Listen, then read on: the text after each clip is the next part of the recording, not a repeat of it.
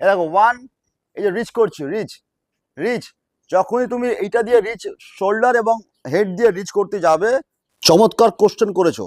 বলকে সামনে থেকে খেলবে সোজা ব্যাটে নাকি বলকে সুইপ মারবে? ফেসবুকে একজন আমাকে কমেন্ট করে জানিয়েছে যে বলকে সামনে থেকে মারবো নাকি সুইপ মারবো। এটা খুবই ভাইটাল প্রশ্ন, যেটা কিন্তু ম্যাচে অনেক ছেলেরা ভুল করে।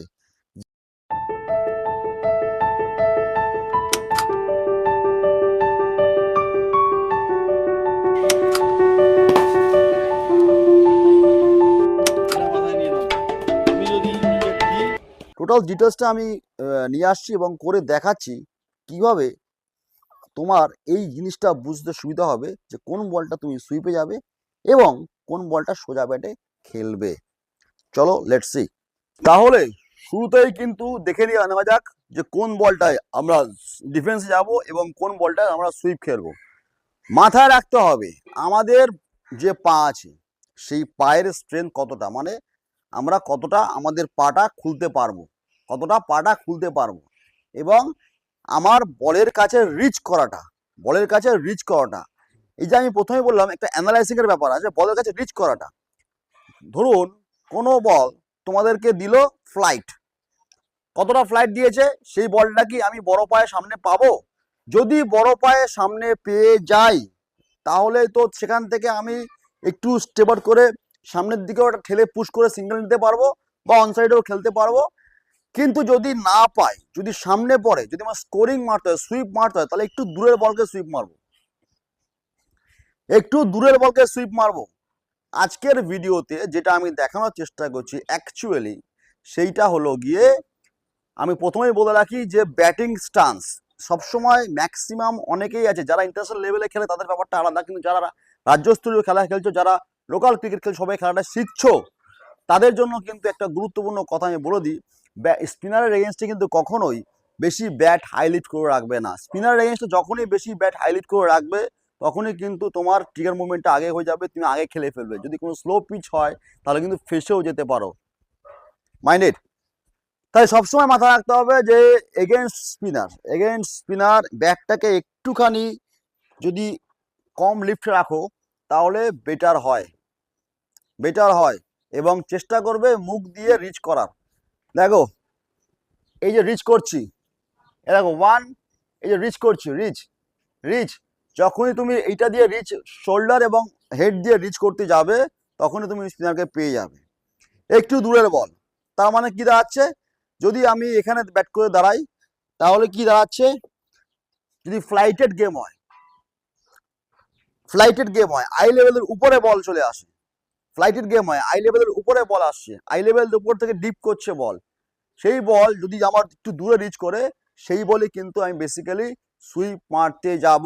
যদি এরকম ভাবে দেখাই তাহলে দেখতে হবে জাস্ট ওয়ান, এই ইনিশিয়াল হালকা মুভ, যেই আসা বলটাকে আই লেভেলের উপর থেকে দেখে নেওয়া, দেখে নিয়ে বলের পিচ এবং মেরিট বুঝে এই টু হালকা নি ডাউন হওয়া, টু, এই যে পেয়ে গেলাম, বল বল দূরে আছে, রিচ, থ্রি, এইখান থেকে থ্রি, মানে যেটা আমি ডিফেন্সে পাবো না, সোজা বাংলা যেটা আমি ডিফেন্সে পাবো না সেটাকেই আমি সুইপ মেরে, দূরের বলটাকে সুইপ মেরে স্কোরে পরিণত করব। স্পিনারের এগেনস্টে সুইপ শট খুবই ঘাতক শট স্পিনারকে জব্দ করার জন্য। আমি প্রথমে অ্যাডভাইস করব যে আমাকে কমেন্ট করেছে তাকে বলতে যে সবসময় সোজা ব্যাটে যদি রান না পাও দূরের বলকে সুইপ মেরে স্কোরে পরিণত করো। যদি বল একদম উপরে চলে আসে, উপরের বল, কাছের বল ডিফেন্সে রাখো সোজা ব্যাটে।